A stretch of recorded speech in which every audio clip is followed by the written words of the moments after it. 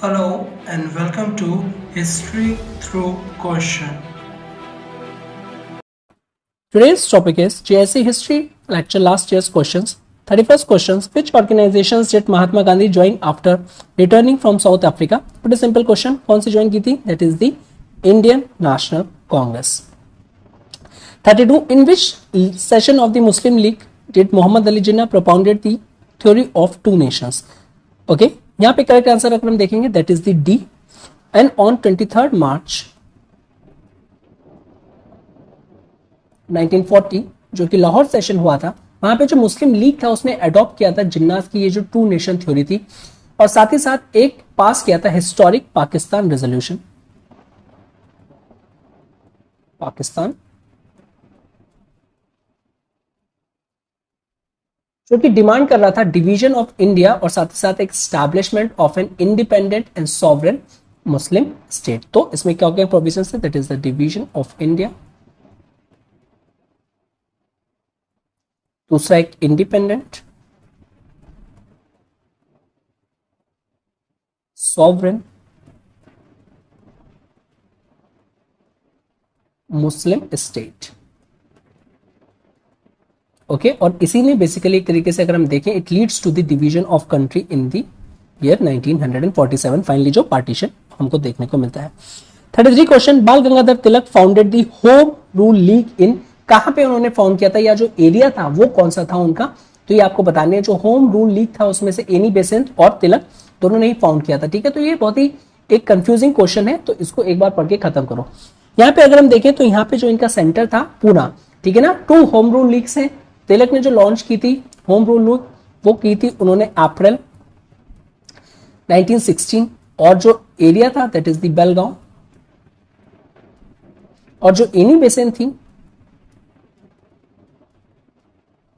उन्होंने लॉन्च करी थी होम रूल लीग, वो करी थी सितंबर 1916 में, और उन्होंने मद्रास में.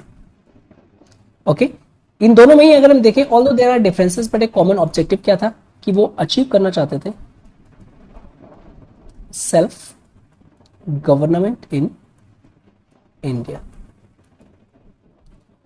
Next 34 question. The first chief justice of the federal court established by the government of India act 1935. अब ये जो गवर्नमेंट ऑफ इंडिया एक्ट 1935 है ये काफी ज्यादा इंपॉर्टेंट हो जाता है.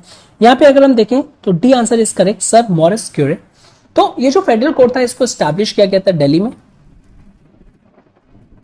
ओके, और एक तरीके से इसका जो ऑब्जेक्टिव था कि जो रिजोल्यूशन ऑफ डिस्प्यूट्स करने हैं इसको होंगे जो प्रोविंसेस और साथ ही साथ between the centre and provinces. Okay, तो बिटवीन प्रोविंसेस जो डिस्प्यूट्स होंगे, और दूसरा बिटवीन प्रोविंसेस एंड सेंटर. तो इनके बीच में जो डिस्प्यूट्स होंगे वो ये फेडरल कोर्ट सेटअप करके देखा जाएगा. साथ ही साथ इसमें जो मेंबर थे वन चीफ जस्टिस जो सर मॉरिस क्यूरे थे. ओके, और इसमें था कि नॉट मोर देन 6 जजेस, 6 जजेस से ज्यादा नहीं हो सकते. ओके, तो ये इसके प्रोविजन थे. Next question 35.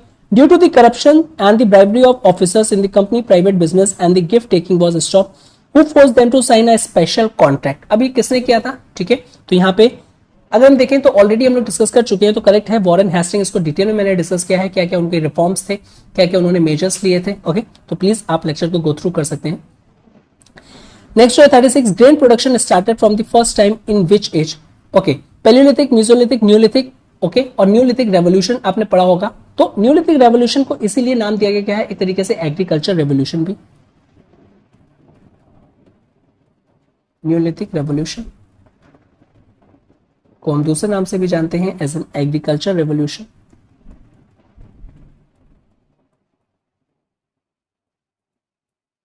Is thought to have, ये बिगिन हुआ था समवेयर अराउंड 12,000 years ago, और साथ ही साथ ये कोइंसाइड करता है at the end of the last ice age. Okay, end of the last ice age. उसके बाद जो इन्वायरमेंट था वो काफी ज्यादा सुइटेबल हुआ. ठीक है ना, और एक तरीके से बिगनिंग देखने को मिलती है हमको जो कि करंट जियोलॉजिकल इपॉक है जिसमें हम रह रहे हैं, that is the Holocene.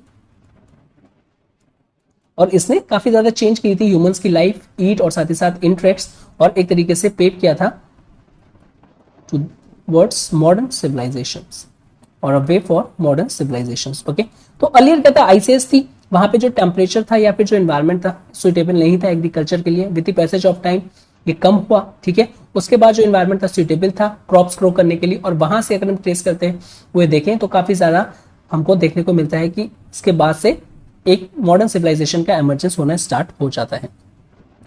37 questions, arrange the following in chronological order. तो ये आपको अरेंज करना है, ठीक है। बड़े simple question, palaeolithic, Mesolithic, Neolithic और कॉपर एज। तो यहाँ पे अगर आपको देखो तो कौन सा आंसर है, that is the D 1342। 38, in which period the swastika symbol emerge. अब ये क्वाइट इंपॉर्टेंट क्वेश्चन है, ठीक है। अब इसमें हो सकता है there might be a possibility कि यहाँ पे कुछ डिफरेंस ऑफ ओपिनियन देखने को मिले, लेकिन यहाँ पे जो करेक्ट आंसर है जो मैंने सर्च किया था दैट इज द इंदस। ये जो सिंबल है ट्रू स्वास्तिक का, अगर हम बात करें तो 11,000 ईयर्स एगो की है, और ये एक तरीके से बिलीव किया जाता है कि ये ओरिजिनेट हुआ था हड़प्पन पीरियड में, जो कि सिंपली इंडस वैली सिविलाइजेशन था। साथ ही साथ we have found the most mature, और हमको एक geometrical order swastika pre Harappan times में भी देखने को मिलता है, जो कि वेरियस सील्स अवेलेबल थी वहां पे। 39 yes, which metal was not known to the Indus peoples. कौन सा नहीं था, तो डेफिनेटली गोल्ड था, सिल्वर था, कॉपर था। इसको हमको एलिमेंट्स भी मिले, कहां से ये लोग इंपोर्ट करते थे। लेकिन जो आयरन है वहां पे नहीं, because iron age is a different age, ठीक है। तो आयरन एज अगर हम देखें तो एक फाइनल एपॉक है, 3 age division of the pre history और प्रोटो हिस्ट्री ऑफ ह्यूमैनिटी की बात करें। साथ ही साथ ये ऐसे प्रिसाइड किया था और प्रिसीडिएट किया था ब्रॉन्ज एज को और स्टोन एज को, जो था Palaeolithic, Mesolithic, Neolithic, Chalcolithic. Okay, next 40, the Indus valley civilisations was not a contemporary of which of the following. अब ये किसकी कंटेम्पररी नहीं है, ओके, ये आपको बताना है। इंडस वैली सिविलाइजेशन देखो इजिप्ट का है, डेफिनेटली मेसोपोटामिया का हमने इसको कंपेयर करके पढ़ते हैं, सिविलाइजेशन ऑफ क्रेट का भी हम पढ़ते हैं, लेकिन सिविलाइजेशंस ऑफ चाइना ये हमने नहीं है। तो करेक्ट आंसर जो होगा that is a C. Ancient civilisations की अगर हम बात करें, it refers to the period of Chinese history, जो कि स्टार्ट हुआ था सेकेंड मिलेनियम BCE से। ओके, जब लिटरेचर और सिटी बेस्ड जो कल्चर था वहां पे एमर्ज हुआ था, that is emergence of literature.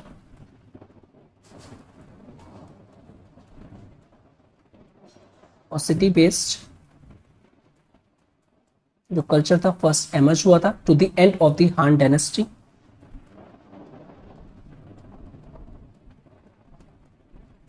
That is 220 common era, and by this time all the essential foundations of Chinese civilisation जो थी उसको लेट डाउन किया गया था। Next 41st question, where have the remains of horse found in the Indus valley civilisation. तो यहाँ पे mostly debated topic है ये, ठीक है, लेकिन यहाँ पे जो हमको अगर आंसर करना ही है तो A answer, that is the Surkotada. तो यहाँ से हमको रिमेन्स मिले हैं, और ये जो अगर हम इस साइट की बात करें तो 2400 से 1700 BC तक ये साइट का था इसका, ठीक है ना, और बिफोर कॉमन एरा, ठीक है, BCE तक। और इसको आइडेंटिफाई किया है A.K. शर्मा ने एज एन इक्वस फेरस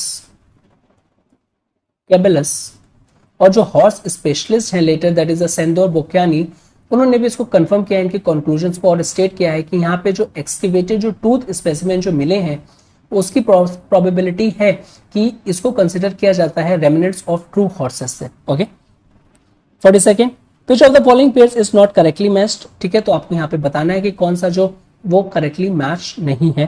तो यहाँ पे अगर हम देखें, जो Harappan used to import copper from Khetri, जो कि राजस्थान में है, डेफिनेटली लोथल जो है वो एक कोस्टल सिटी थी, लार्जेस्ट हड़प्पन साइट्स हड़प्पा। अब यहाँ पे मुझे थोड़ा सा ये डाउट है, बिकॉज अब जो है दैट वाज राखी घरी, ठीक है, तो यहाँ पे आप अपनी तरीके से देख सकते हो। ओके, टिल नाउ यहाँ पे मुझे तो यही लग रहा है मोस्ट प्रोबेबली कि टिल नाउ अगर हम देखें तो लार्जेस्ट साइट जो है वो मोहनजोदड़ो है पाकिस्तान में, और लार्जेस्ट साइट अगर हम देखें तो वो राखी घरी हरियाणा है आज के टाइम में एफर देन एक्सकवेशन। तो करेक्ट आंसर जो होगा वो नॉट करेक्टली मैच, इसका सी ही होना चाहिए। ओके, और यहाँ पे Kalibanga means black bangles. Next 43, which one of the following practices was not prevalent in the Rigvedic period. तो कौन सी प्रैक्टिसेस प्रेवलेंट नहीं थी? तो करेक्ट आंसर ए, तो डाउरी थी, वो नहीं थी। हमको बहुत ही ज्यादा लिटिल एविडेंस या सिंपली अगर है कि नो एविडेंस मिलता है इनका डाउरी का, और साथ ही साथ सती का भी, जो कि रिलेटेड है वैदिक टेक्स्ट से। 44, in ancient times the word to refers to the bonded labour word. अभी काफी इंपॉर्टेंट है, कौन सा हो जाता है यहाँ पे अगर हम देखें, दैट इज द बी, जो वेती है और जो विष्टि है। ओके, तो इन गुप्ता पीरियड में अगर हम बात करें, गुप्ता पीरियड जो विष्टि है उसको कंसिडर किया जाता था फोर्स लेबर, और ये काफी ज्यादा एक सोर्स ऑफ इनकम था for the state, as a source of income for state.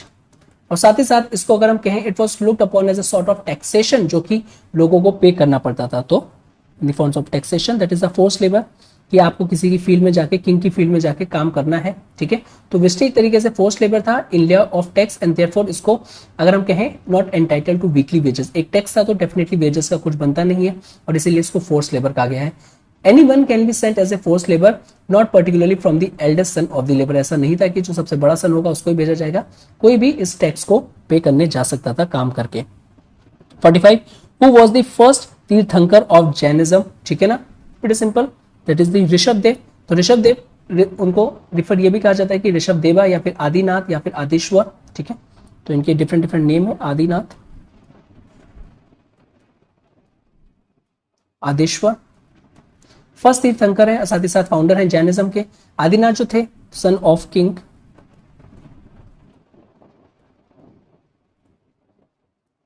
नभिराजा,